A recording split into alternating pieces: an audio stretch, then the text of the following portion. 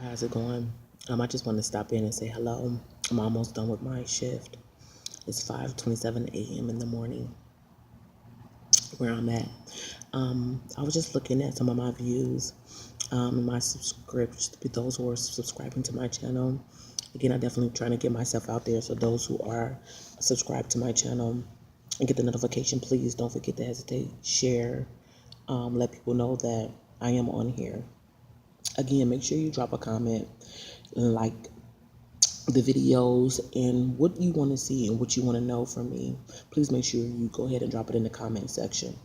Again, I am a single mother of 5 wonderful, beautiful, amazing children, um, that deals with a lot of life issues daily when it comes to being a single mother, when it comes to working, when it comes to health, spiritual life, just life in general. What any person would go through, um, whether it was a father, mother and father, um, just a different side of, just a different side. I'm on the tracks of being a single mother in my 30s, raising children, 5 different personalities. So life can be a little difficult, challenging, and trying. Again, I definitely want you guys to go ahead and subscribe and like. Make sure you drop in the comment section what you would like to know from me. What do you would like to know in different situations, whether it's pertaining to your children, whether it's pertaining to life itself, whether it's pertaining to how am I able to get through each day. I think later on this evening I'm going to do a video, a story time, um, about my children and the struggles that I do come against daily. I'm gonna take this time actually to go ahead and share something with you before people start coming in. So I might just stop all of a sudden. But anyways, as a single mother struggling to support her children, one thing that I feel that is a barrier or that I'm still trying to come through is supporting them. Um, just sometimes I would like to just spend time with my children, go places with them, enjoy the outside, travel. I can definitely say, as me and my children, we never been on a vacation. Not that we couldn't have, but because of responsibility calls, I can't save if I'm living paycheck to paycheck. I can't save if, with 5 children, they will always need something. Um, I've tried. I've been actually given tools, the necessary tools, and actually people have come into my life and took control over my finances and gave me budgets. But again, just the continue pressing, trying to accomplish those types of things. So that's one of the things that I struggle with, trying to get my kids on vacation, trying to spend time with my children more. But as a single mother and not having the help of their dad, um, it's hard, making ends meet and keeping a roof over their head is the main priority at this point. Um, but it doesn't stop me from wanting and trying to get to where I'm trying to get to. Um, and because I live with MS, multiple sclerosis, so I'm always in pain. Some days are better than some. So my physical health also caused me to not be able to work as much as I would like to work, even though I'm always at work. Um, I would do more hours if I could, if my strength would allow me to, and my limbs and my legs and arms. I'm always swollen. I'm like always swollen. My hands are swollen now. Like I'm always swollen. My skin is so tight, like it's gonna just split open sometimes in my legs. Like it's just so much that I deal with on a regular day basis, and that could become overwhelming. I'm not gonna say that it can. It has been overwhelming, depressing, um, at times. So it's hard. Good morning. So I have to always keep in mind, that my babies depend on me. Even though I struggle with health issues, my babies depend on me. If I don't work, we are homeless again. If I don't do the right thing, then they suffer. Not just I, but they suffer. They don't get the things that they need. There's things that I would wish that they had at this point, but because of past decisions, and past decisions based on experiences, I um, base my reaction um, has cost me a lot, not knowing that it would have affected my children.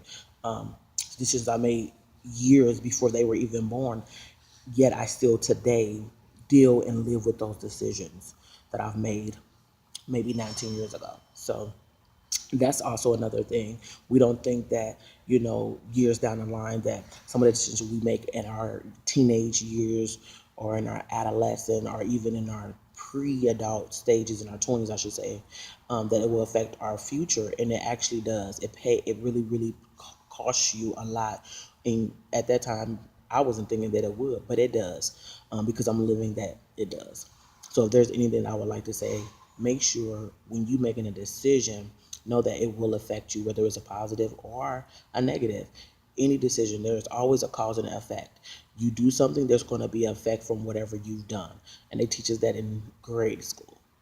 So just be always mindful of the decisions that you make, because you're going to have to not only live with the decision that you made, but it's definitely going to come back to surface in your future. So be mindful. And another thing, just living my life as a single mother, trying to take care of my children, um, and cater to all five personalities is definitely a struggle too. I don't discipline all my children the same way. I don't communicate with all my children the same way. I don't um, cater to them all the same way, because I can't. They all have their own unique personalities. And yes, all of them have a piece of me in them as well, some more than most.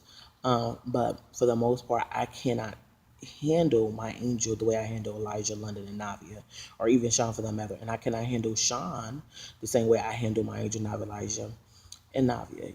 I can't handle Elijah like I handle the rest of them, you know, or even London, which is my baby, my 9-year-old. Um, her birthday is May 31st, which is coming up. So I can't handle them like that. All of them are different and unique in their own way, and I have to handle them accordingly. And that's what makes it wonderful to be a mom. It's definitely a privilege, and I'm honored to be the mother of my children, because I have amazing, smart, intelligent children, loving, caring, supportive. They try me, of course, what kids don't, but they are mine. Period. They are mine, and I love them to life. Um, but it, again, not to get off topic, it's definitely a struggle. It's definitely overwhelming. For the first time in years, I was able to see how I see how mothers lose their minds. I come to understand. I understand how a lot of I see why a lot of parents have given their children up for adoption, or gave them to foster care, um, because some people just are not fit to be parents. Not that that's a bad thing, just because we have, the tools, just because a man, excuse my language, have, a penis, or a woman have a vagina, doesn't make you need to be a parent. Okay? It's a privilege. Children are gifts, and we have to make sure that we are careful, um, in raising them. I'm not the perfect mom. I will bust hell wide open and say that I am. I'm not perfect. There's no manual how to raise children.